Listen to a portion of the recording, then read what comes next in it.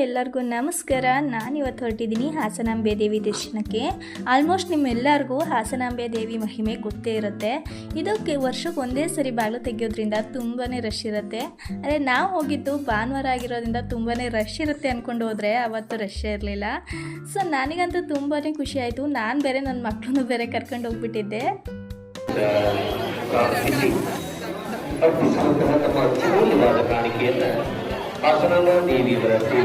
ಯಾವುದೇ ರೀತಿ ಪಾಸ್ಗಳಾಗಲಿ ಯಾವುದು ಸರಿ ಈ ಸರಿ ನನಗೆ ಅಷ್ಟು ಕಾಣಿಸ್ಲಿಲ್ಲ. ಇನ್ನು ನಾರ್ಮಲ್ ಎಲ್ಲರೂ ಹೋಗೋ ದಾರಿಲೇ ನಾವು ಹೋದ್ವಿ. ಅಲ್ಲಂತೂ ಪ್ರತಿಯೊಬ್ಬರಿಗೂ ಮೆಡಿಸನ್ಸ್ ಆಗಿರ್ಬೋದು, ಯಾವುದೇ ರೀತಿ ಕಾಲು ನೋವು ಬರಬಾರ್ದು ಅಂತ, ಮತ್ತು ನೀರು ಆಗಿರ್ಬೋದು, ಹಣ್ಣುಗಳಾಗಿರ್ಬೋದು, ಪ್ರತಿಯೊಂದು ಸೌತೆಕಾಯಿ, ಪಾಪ್ಕಾರ್ನು ಮತ್ತು ಸಮೋಸ ಎಲ್ಲ ಮಾರ್ತಿದ್ರು. ಮಾವಿನಕಾಯಿ ತಗೊಂಡು ತಿಂತ ಹೊರಟಿವಿ. ಬೋರ್ ಕೂಡ ಅನ್ನಿಸ್ಲಿಲ್ಲ ಎಲ್ಲರೂ. ಹಾಗೆ ಯಾರಿಗೂ ತೊಂದರೆ ಆಗಬಾರ್ದು ಅಂತ ಅಲ್ಲಲ್ಲಿ ನೀರಿನ ಫೆಸಿಲಿಟಿ ಆಗಿರ್ಬೋದು, ಮೆಡಿಸನ್ ಫೆಸಿಲಿಟಿ ಆಗಿರ್ಬೋದು, ಎಲ್ಲನೂ ತುಂಬಾ ಚೆನ್ನಾಗಿತ್ತು. ಯಾವ ಭಕ್ತರಿಗೂ ಬೇಜಾರಾಗಬಾರ್ದು, ಯಾವ ಭಕ್ತರಿಗೂ ನೋವಾಗಬಾರ್ದು ಅನ್ನೋ ರೀತಿ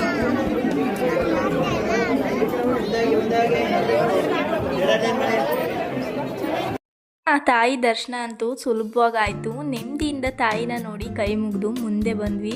ಹಾಗೆ ಮುಂದೆ ಬಂದರೆ ಸಿದ್ದೇಶ್ವರ ಸ್ವಾಮಿ ದೇವಸ್ಥಾನ ಇದೆ, ಅದನ್ನು ಕೂಡ ದರ್ಶನ ಮಾಡೋಣ ಅಂತ.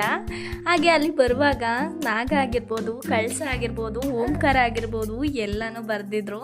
ತುಂಬಾ ಹೂವಿನಿಂದಲೇ ಡೆಕೋರೇಷನ್ ಮಾಡಿದರು. ನನಗಂತೂ ತುಂಬ ಖುಷಿ ಆಯಿತು. ಶಿವಲಿಂಗಗಳಾಗಿರ್ಬೋದು ಪ್ರತಿಯೊಂದು ಅದ್ಭುತವಾಗಿ ಕಾಣಿಸ್ತಾ ಇತ್ತು. ಹಾಗೆ ಸಿದ್ದೇಶ್ವರ ಸ್ವಾಮಿ ಕೂಡ ದರ್ಶನ ಮಾಡಿ ಮುಂದೆ ಬಂದ್ವಿ.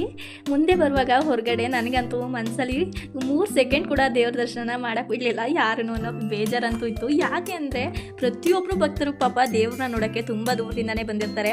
ಆದರೆ ಅವರಿಗೂ ನೋವಾಗಬಾರ್ದು ಅಲ್ವಾ, ಹಾಗಾಗಿ ಒಂದೊಂದು ಸೆಕೆಂಡಿಗೆ ಕಳಿಸ್ಬಿಡ್ತಾಯಿದ್ರು. ತುಂಬ ಜನ ಇದ್ರು ಅಂತ. ಸೊ ಆದರೂ ಇದ್ದಷ್ಟು ಸಮಯದಲ್ಲಿ ನಾನು ದೇವ್ರನ್ನ ನೆಮ್ಮದಿಯಾಗಿ ನೋಡಿದೆ. ಸೊ ಹೊರಗಡೆ ಬರ್ತಾ ಬರ್ತಾ ದೇವಸ್ಥಾನ ಆಗಿರ್ಬೋದು, ಹೊರಗಡೆ ಗಣಪತಿ ಆಗಿರ್ಬೋದು ಎಲ್ಲನೂ ಇಟ್ಟಿದ್ರು. ತುಂಬಾ ಚೆನ್ನಾಗಿ ಕಾಣಿಸ್ತಾ ಇತ್ತು. ಅದಂತೂ ಕೆಲವೊಂದು ಹೂವಿನ ಡೆಕೋರೇಷನ್ ಕೂಡ ತುಂಬಾ ಅದ್ಭುತವಾಗಿ ಮಾಡಿದರು. ನಾ ಹೊರಗಡೆ ಬಂದು ಅಲ್ಲೇ ಪ್ರಸಾದನ ಕೊಡ್ತಾಯಿದ್ರು. ಪ್ರಸಾದಕ್ಕೆ ಟಿಕೆಟ್ ತಗೋಬೇಕು ಅಂತ ಹೇಳಿದ್ರು. ಟಿಕೆಟ್ ಕೂಡ ತಗೊಂಡು ನಮ್ಮಮ್ಮ ಮತ್ತು ನಮ್ಮ ಮನೆಯವರು ಪ್ರಸಾದ ಇಸ್ಕೊಬರಕ್ಕೆ ಹೋದರು. ತಾಯಿ ಕತೆ ಪುರಾಣಗಳ ಪ್ರಕಾರ ನಾನು ಕೇಳಿರೋ ಹಾಗೆ ಒಂದು ಸರಿ ಹಚ್ಚಿದ ದೀಪ ವರ್ಷವಿಡೀ ಆರೋದಿಲ್ವಂತೆ, ಮುಡ್ಸಿದ ಹೂ ಕೂಡ ಬಾಡೋದಿಲ್ವಂತೆ, ಅಕ್ಕಿ ಇಟ್ಟರೆ ಅದು ಅನ್ನ ಆಗಿರುತ್ತೆ ಅನ್ನೋದು ಪವಾಡದ ಕತೆಗಳು. ನಾನು ನಂಬಿದ್ದೀನಿ, ನೀವು ಕೂಡ ನಂಬಿ ತಾಯಿ ದರ್ಶನ ಮಾಡಿ. ಇನ್ನು ಅಮ್ಮ ಕೂಡ ಪ್ರಸಾದನ ಇಸ್ಕೊಂಡು ಬಂದರು. ಅದನ್ನು ಕೂಡ ತಿಂದು ನಾವು ಹೊರಟ್ವಿ. ನಾವು ಹೊರಡೋವಾಗ ಲೈಟಿಂಗ್ಸ್ ನೋಡಿಲ್ಲ ಅಂದರೆ ಹೆಂಗೆ ಅಲ್ವಾ. ಸೊ ನಿಮ್ಮ ಜೊತೆ ಕೂಡ ಶೇರ್ ಮಾಡ್ಕೊಳ್ಳೋಣ ಅಂತ ಲೈಟಿಂಗ್ಸ್ನ ತೋರಿಸ್ತಾ ಇದ್ದೀನಿ. ಎಲ್ಲ ಕಡೆ ಹಾಸನಲ್ಲಿ ತುಂಬಾ ಅದ್ಭುತವಾಗಿ ಲೈಟಿಂಗ್ಸ್ನ ಹಾಕಿದ್ದಾರೆ. ನಾವು ಬರೋಷ್ಟೊತ್ತಿಗೆ 7:30 ಆಗಿತ್ತು. ನಾವು ಹೋದಾಗ ಮಿನಿಮಮ್ 4 ಗಂಟೆ. ಇನ್ನೂ ಯಾರು ತಾಯಿ ದರ್ಶನ ಮಾಡಿಲ್ಲ, ಖಂಡಿತ ಹೋಗಿ ತಾಯಿ ದರ್ಶನ ಮಾಡ್ಕೊಳ್ಳಿ. ಎಲ್ಲರಿಗೂ ಒಳ್ಳೇದು ಮಾಡಲಿ ಅಂತ ಕೇಳ್ಕೊತೀನಿ. ಇದಾಗಿತ್ತು ಇವತ್ತಿನ ವಿಡಿಯೋ. ತಾಯಿ ಯಾರಿಗೆಲ್ಲ ಇಷ್ಟ ಕಾಮೆಂಟ್ ಮಾಡಿ.